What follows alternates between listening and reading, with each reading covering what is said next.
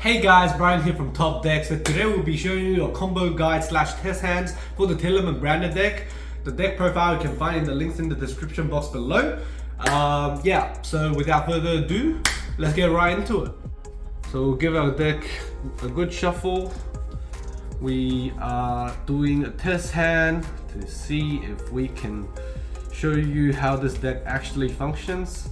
Give it a good shuffle so it's realistic for you guys to use in the tournaments, in your locals, to see what's how to actually play this deck. Alright.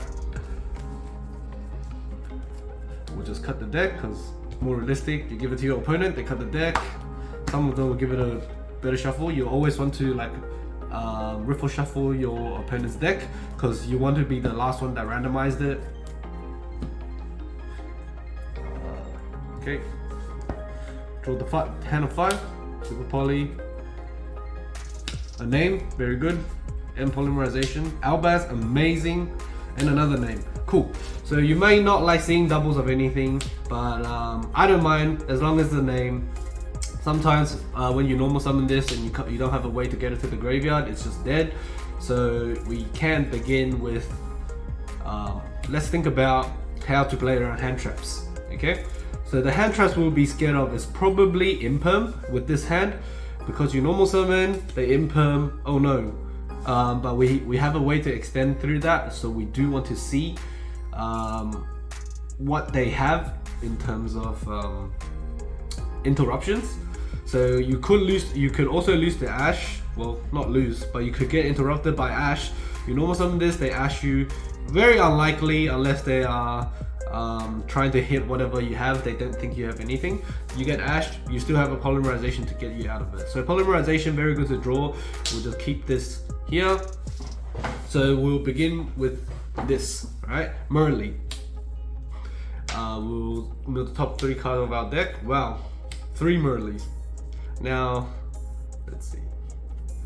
So we've got Merly, Aluba, and polymerization. Now Merly's effect will trigger to fusion summon for us, so we'll use the one on the field and the one in the graveyard because we don't want to lose our hand advantage. We'll just use these two to make kit effect. Search anything here, so we will search probably Meta Noise. Meta Noise is very strong, a very strong card. There's alternatively, what can we search? Siren dump this, Siren get a mill, this doesn't trigger, and we lose 1 card for nothing. We can gamble. Again, we want to minimize variance, maximize success. We will get this for the just in case, the backup button, because if you end on this, it doesn't seem scary, but it provides enough interruption because you do have another super poly. Again, you have a super poly, you have interruptions in the form of fusioning on your opponent's turn. It's amazing. You have an extender in terms of trying to go into Lubellion, trying to go into just but yeah, probably just Lubellion here, and you have an interruption in terms of if they out this, you can special summon this effect, such as you follow up and negate a monster. It's amazing. So personally, I'll just sit here. It's fine because we don't want to waste our 3rd Merly. It's very unlucky. Again, we do get very unlucky with this deck, so we want to minimize variance, maximize success. We could go into using these two, go into Lubellion, discard polymerization, go ham and lose the game because we only have a Mirror Jade, but we won't be doing that. We will just be doing this, right? A confusion on their turn, don't get pressured, right? You don't extend with the deck just because you can. Never extend with the deck just because you can. It's terrible. I see a lot of people do that. I ran locals for Pojang yesterday, and I see all these tier players, they try to like, oh, I can fusion, I'm gonna fusion. Don't do that. Don't do that. You just have to put up enough interruptions or enough ways to fusion on your opponent's turn. You're done, right? So let's say you go super poly on your opponent's turn. You send this to the graveyard. Send any of these to the as cost. We can send Albaz, let's say. We can send poly, right? Your kit triggers mills 5 potential fusion there. You already got a fusion here, right? If they summon a dark monster, which Sply and the mirror and yeah, just a lot of decks play darks. You net yourself. What do you net yourself? A Dracos the Paleo, right? You get a mill 5 and you get a way to fusion and you get a interruption. Like, why are you extending when you're giving up this? If you go Lubellion here, you lose this. Terrible. But of course, while this is on the field, you want to activate Meta Noise first, because you need to control a tier for this. So you just go dump any name.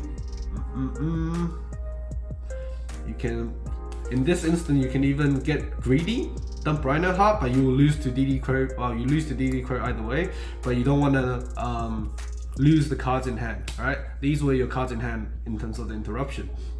So if you're greedy, you dump this effect, you send this to the graveyard, and Chain Link 1/2, you dump one, you make Kaleido Heart, right? That's the thought process, because you want the extra name to fusion with. Why would you not do this? Because let's say you send this to the graveyard, this triggers, they DD Crow here. What do? They DD Crow. And then you just win -1 in your hand for Rhino Heart on the field. Is that worth it? You lost a lot of advantage, and you still need to discard one for super poly. So do you really have enough for crackback? No, I don't like to overcommit. Never overcommit with this deck is the lesson here, right? We won't be sending Rhino Heart. We'll just be sending any name, right? Any name. This was in the hand. Any name. We will send Siren again. I like sending Siren. Siren's useless unless it's going first. We'll send Siren effect, fusion summon. Let's say with the you use the effect, right? If they DD Crow you here, you have nothing. You book the monster, they trade a 1-for-1. Because this booked the monster, whatever, right? Book the monster, they DD Crowed. So they have a monster booked and they wasted DD Crow. You also resource your opponent. Why would you overextend here, right? And then if they don't, you're happy days because you get to fusion. Again, I don't like to waste my hand. I'll probably go into a Masquerade here. Yeah, I'll go into Masquerade here because we do have the super poly, right? We do have the super poly. We don't want to lose a lot of things in our hand. This is full combo already. And then you just get one extra blank card. Yeah. And there's no guarantee leaving the Aluba in the graveyard. They'll out this because some people do look at your graveyard. Don't rely on your opponent misplaying to win. Again, you want to maximize chance of winning, minimize variance. So we'll fusion these off. Get ourselves. Where is my Masquerade? Masquerade. Now, Masquerade can ensure you don't die here, right? You make sure your opponent tries to out this before doing their combo, because if they do, they're paying like 8,000 life points and it's GG, right? And make sure, and then once it goes to the graveyard, you can just summon it back to block attack, protect your life points, and don't forget you still have the super poly here, right? If they threaten this with battle phase, with certain card effects that are not quick effect, even if they are quick effect, if they don't call priority because they're turn player, you just flip this on them, discard anything, probably Albaz, or yeah, probably just Albaz, fusion them away, and they have to go through another combo to out this, and then they're probably burning themselves to death. Okay, so yeah, that's the second. Oh, I thought I explained in depth. I don't know if you guys like it. Comment down below if you guys do like the thought process analysis. I do want you guys to get better before you guys take this deck to your locals, your local tournament. Yeah. Now we're on to another test hand. We'll give it a good shuffle. We'll do probably 3 total test hands in this video just to not bore you guys. My explanations are quite long because I do. Yu-Gi-Oh is a complex game. This is a complex deck. You always have to think about, again, my motto: minimize variance, maximize success. This applies in both deck building and playing. Okay, so let's begin with 5 cards. Okay, 5 cards. 1, 2, 3, 4, 5. Terraforming, amazing. Siren, very good going first. King of the Swamp, I think we already won the game. Oh, Happiness. Yeah, so this is kind of useless now. We have this, but that's fine. So we'll just keep this in hand for discard fodder. We can thin out the deck, but I do want to not discard the field spell, so we have more chances of drawing it in the coming turns, because this top deck is almost full combo, if not already full combo. Again, minimize variance, maximize success. Okay, cool. So how will we begin this turn? So this is a dead card. We won't even consider this. This is just discard. Okay. So let's begin with the thought process. Okay. So how do we play around a hand trap? So we want to test if they have Ash. They probably won't Ash this, but you want to bait an Ash out. Okay. So I'll begin with the field spell. Field spell searches a name that we don't already have, so probably Merly. Cool. And I see a lot of tier players forget about this. Search a poly. Search a poly with this. This is a free King of the Swamp in the graveyard. Why are you not searching it? So let's King of the Swamp, search poly. And why do we do this, right? First, free. Let's look at the pros, okay? Free graveyard. Free graveyard fodder, okay? Polymerization in hand, free extender. Number 2. Number 3, you thin out a polymerization you can mill in the deck. Minimize variance, maximize success. Think about it. Think about it. Okay, cool. So where will we go here?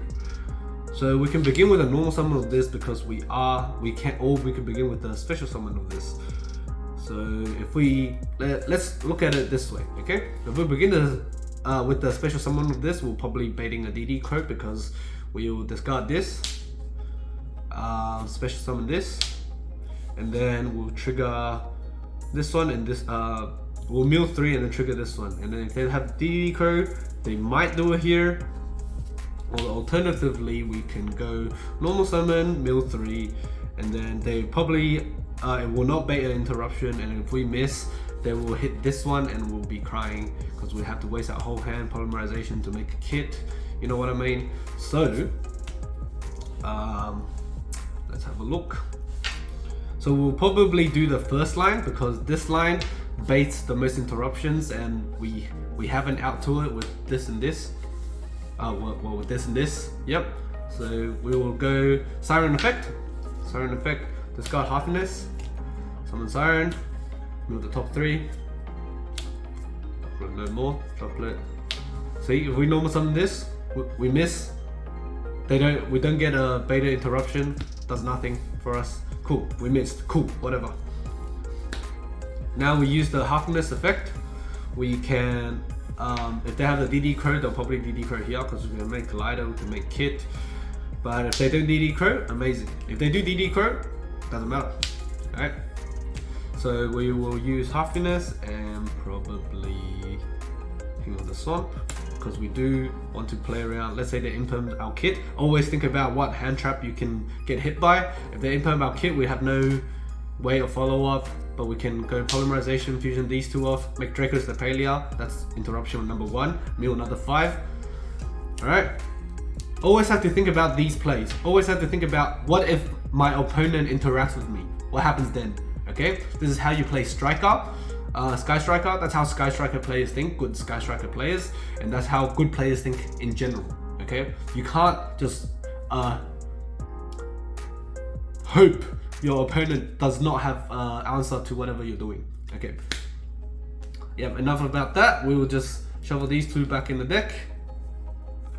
We'll make a kit. Kit effect to search. See, if they're imperm here, we'll just go polymerization. Keep this in the hand because we can normal summon this. Boom. Draco's the Palia, mill 5. Amazing. And you mill another 3. Like, don't misplay here. I could be misplaying because I don't see the line. If you guys do see the another line at certain test hands, comment down below. I'm also learning this deck. This deck is very complex but depending on what you mill, you can do different things. Okay, so we use this effect. Always search the trap if you can. Trap is broken, right? And we only drew tier names. We didn't draw the branded portion, so we might do another test hand until we draw the branded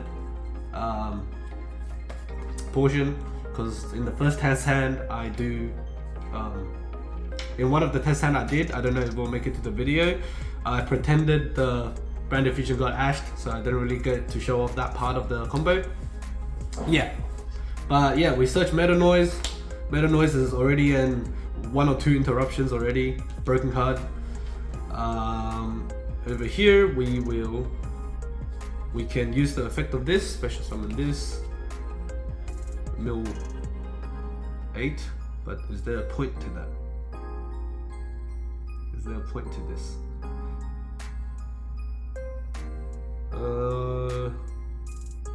There may be a point to, or alternatively, you gotta think about it, right? You normal summon, you mill 3, you miss. Always think worst case scenario. Always think about worst case scenario. You miss. What do? You already have this, cool, and then you go fusion, maybe these 2 off. Draco's the Palia, mill another 5. And then worst case scenario, miss again. But best case scenario, what could we gain from it? We can probably gain, well, best case scenario, probably gain a Winder, probably gain this one if we mill King of the Swamp. We probably cannot do this one because they shuffle back. If we mill Albaz, it shuffles the Albaz back as the material, so we can't do the second fusion. We could get this one, we could get this one. This is the thought process you have to go through, whether to extend or not, because you don't want to be wasteful of your resources. So let's have a think. We're pretty secure with the tier on the field, so we will be using Kit's effect to send to the graveyard, especially on this, just a mill 5. It's pretty comfortable. We are pretty comfortable with whatever happens. So let's see what we are able to take the chance because we do have this as 2 interruptions. If not, we can just fusion into another kit, right? Fusion into another kit, trigger both. Make Draco's the Palia kit and double interruption. But yeah, so kit effect, send it to the graveyard. Mill summon this, mill 8. 4. 1, 2, 3, 4. Let's have a look. Alright, let's look at it together. We have droplet, opening, Halfiness. We hit, Halfiness again, hit again. Not really hit, but sure. Alright, Poly, Siren, and Branded Fusion. Okay, so we hit 2 names because we have not used Siren yet. So it is okay. It's not the best mills. So what will we do here? So now the thought process will be: do we chain both of them? Right? Do we use both of them? So this is our graveyard here. Do we chain both of them? A lot of the times I see another common mistake that I see people doing is that they go, "Oh, I can fusion, chain link 1, 2," and then when they start fusioning, they're like, "Oh crap, I have to fusion away my interruption for something else." Don't do that. Don't do that. It's terrible. So if I was playing, I will. There's only 2 materials engraved, 2 materials on the field. What can we do with that? Right? So we can make a Draco's Palia here, and we can make another kit here. Is making another kit worth it? Is the question.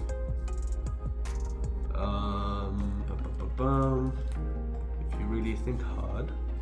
If we only use one, we only get the Draco's Palia.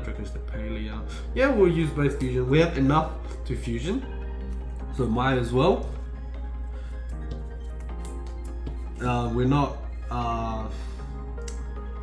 in detriment if we do fusion, or are we? Think about it. All right. Test. Are we? Pause the video. Think about it. Okay. So if you came back to the video, what are we not playing around? So we summon Kit, we summon this guy, we summon this guy. But that's 4 summons, alright? That's 4 summons. So we have to think about, what if we get Nibiru? A lot of people playing this deck also don't play around Nibiru, right? So we need to control. If you think your opponent has Nibiru, you will not fusion. You summon 4 times. You have 2 tier names. You have this.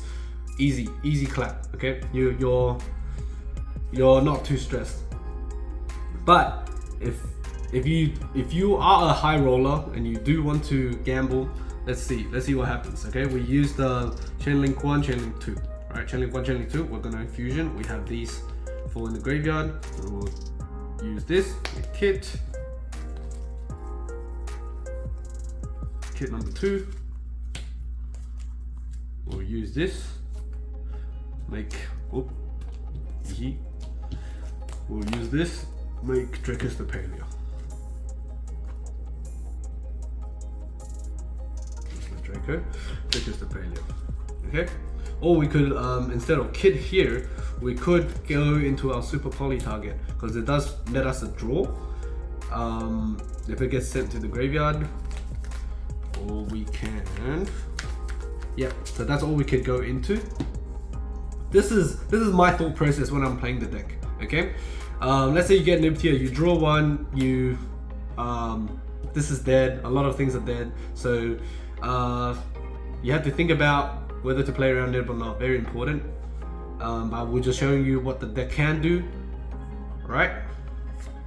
So if you don't fusion these off because you want to play around Nib, you'll have 4 in the graveyard. 1, 2, 3, 4, 1, 3, and a Kit. Where's our Kit? So that's plenty of materials in grave. You can dump, let's say, you can dump any name, fusion them off. You can get into a Dracus the Paleo, you book the monster and have a negate. Typically, sometimes it is good enough against Blight. A lot, if they don't draw any like crazy going second cards, like DD Crow really hurts us, Bell really hurts us. It's fine, but yeah, sometimes depending on the context, it is a must for you to extend, because if you don't extend, you lose anyways. Or you can continue playing safe and conserving resources. I always like to conserve resources. I don't like to overcommit to anything. Call me a conservative player, but a lot of the times I do see people get punished. You can't have result-oriented thinking. I didn't get punished, so I'm going to keep extending. Result-oriented thinking does not net you results. Well, reliably net you results. Yeah. So that's the test hand. Let's do one last one to hopefully draw the branded.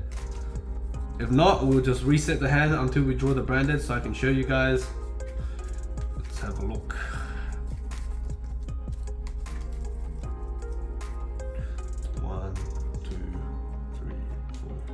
Well, I asked for branded and all I got was branded. Let's have a think. I mean, there are days where you just draw the branded stuff, you don't draw any tier stuff. So we can, this hand is still playable, of course. How do we play around hand traps again? We'll probably go opening in the draw phase. Opening, discard Aluba. We want both of these in our hand. We go into another Aluba, into would it be Branded Fusion? Well, pretend we don't have another Branded Fusion. Alright, I'll search the Branded Fusion, playing around Vela, you know, Vela not too bad, playing around Vela, and then now you go Branded Fusion. If they're Ashia, you'll probably just normal summon Albaz, set Super Poly, and then hope for the best. But if they don't Ash, let's see what we do. Alright, it feels like we're just playing branded again, but with a bit of a twist, okay? So we can get a tier, what does the tier get us, right? So let's consider our options. We can mill a tier, we can mill a beast, we could go into a snow, right? So snow makes rebellion, wait, we need the other Albaz. Alright, we'll be milling one and one of these. So where do we go from here? We can mill this, but what does it net us? What materials do we have? We have a Luba in grave and on the field, so we can get Masquerade. Is Masquerade good enough? Maybe. Is let me think as well. Is Lubellion good enough? Lubellion banishes stuff, and we're not playing the branded variant, so the banish zone is kind of dead for us. So Lubellion not good enough.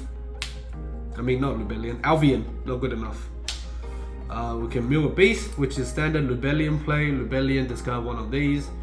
We will be discarding probably Fallen of Albaz, or yeah, we'll probably be discarding Fallen of Albaz. If we draw a tier, such as Merly or Rhinoheart, amazing. If we draw Heartfiness, also amazing. Interruption on. The only bad tier is Siren. So I do like the one draw. That's also on variance. But yeah, so some variants, no variants, just bad, right? Thought process, very important. Always have a think about weigh your options. So variants, no variants. I don't think a Masquerade is good enough. So I may have to commit to a higher risk play, because I do think it's not enough to stop my opponent. Okay. So we'll be dumping Beast, give it a good shuffle, because we're going to draw this and this off the Branded Fusion. So we're going to Lubellion. Okay. And then we shuffle. Oh, very good. Because we'll be channeling 1, 2. Okay, and the cost can be we can discard our other Branded Fusion if we don't mind the follow-up, because we cannot discard the Branded Fusion, because if we are going for the Branded Fusion, we are using the Super Poly. That means this stays in hand. So this card also very important, because a lot of cards are live, and it does you do want to interact with your opponents as much as possible. Let's see. So we will be using this one, that one, or this one. Never this one. This one is not an option. So now you have another decision tree: Branded Fusion or Albaz. If you discard Branded Fusion, you only have one more Branded Fusion in the deck, which is thinking about follow-up to see if we have enough follow-up for the turn after. If a Luba comes back, you search Branded Fusion, we don't really mind. And then if we keep a Fallen of Albaz in the hand, we can have the Fallen of Albaz for the Super Poly, but we don't have a hand, so we'll probably just set the Super Poly. So I would keep the Branded Fusion in the hand, and we will send the Fallen of the Albaz. Okay. Sorry, the explanations are kind of long, because this is what's going through my head, and I'm trying to project it out to you guys, so you guys can understand the thought process of a player playing this deck. Minimize variance, maximize success. Remember, guys. So now we have, we draw one. Sorry. We draw one, and we start fusioning again. Amazing, right? Amazing. So we drew this. It's another interruption on your opponent's turn. Wow, amazing, actually amazing. So now we fusion this, Lubellion and our Albaz off, or even, oh no, we can't fusion into Winder, level 8 or higher only, don't cheat. Yeah, and into Mirror Jade right here. So now you have a Mirror Jade interruption, you have a super poly, amazing, and you have a halfiness. Super poly, discard this because you want to keep halfiness. If halfiness mills any tier, you have base in the graveyard to make window. If they try to out your Mirror Jade, you have branded opening to protect it, and you have a Luba coming back to search another branded fusion or follow any form of follow-up. Yeah, so yeah, this is the extent of the deck. It does seem like it's not much, but when you play against it, it's so hard. It's so hard. You can just take this to your locals and just destroy some people, and because they're gonna think, oh, it's just normal branded. It's just normal branded. What do? And then we drop the halfiness on them. Okay. And then we're going to mill 3, right? We're going to mill 3. We're going to hit a tier. If we hit a tier, we're cheering. If not, kind of sad. Okay, but do we hit a tier? Thanks guys for making it to this point of the video. And remember, if you do have any more questions, do put it down in the comment below. I will be answering all of them, trying my best to answer as fast as possible to all your questions. Yeah, like, comment, subscribe. Topdeck out.